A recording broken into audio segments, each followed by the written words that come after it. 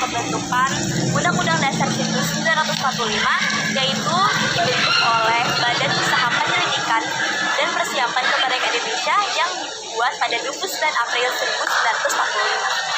BPUPKI dibuat oleh Insinyur Soekarno-Hatta yang memiliki gagasan tentang dasar negara. Lalu pada 22 Juni 1945, BPUPKI yang beranggotakan 38 anggota membentuk panitia 9 yang berisikan 9 orang, yaitu untuk membuat Piagam Jakarta sebagai pembukaan dari Undang-Undang Dasar 1945.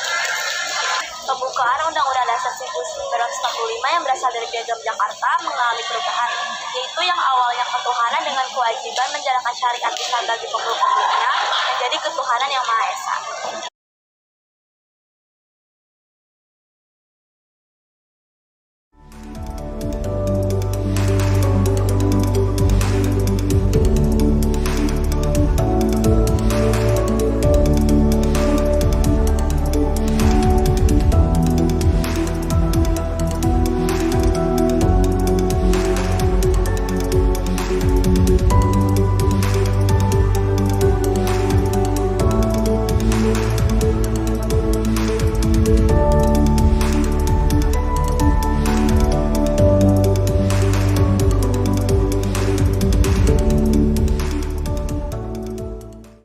Periode berlakunya Undang-Undang 1945 yang pertama pada 18 Agustus 1945 sampai 27 Desember 1949, yaitu Indonesia tidak dapat melaksanakan UUD sepenuhnya karena sedang berjuang untuk mempertahankan kemerdekaan sesuai maklumat Wakil Presiden nomor 10.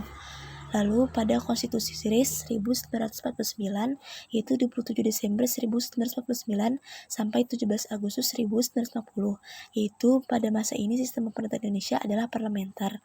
Lalu yang ketiga yaitu UUDS 1950, yaitu pada 17 Agustus 1950 sampai 5 Juli 1999, yaitu pada periode ini diberlakukan sistem demokrasi parlementer yang sering disebut dengan demokrasi liberal.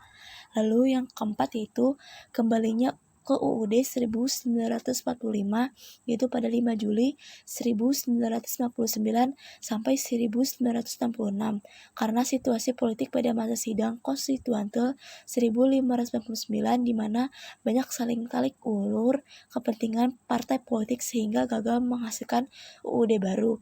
Maka pada tanggal 5 Juli 1959, Presiden Soekarno mengeluarkan dekret presiden yang salah satu isinya memberlakukan kembali UUD 1945 sebagai Undang-Undang Dasar, menggantikan Undang-Undang Dasar sementara yaitu 1950 yang berlaku pada waktu itu.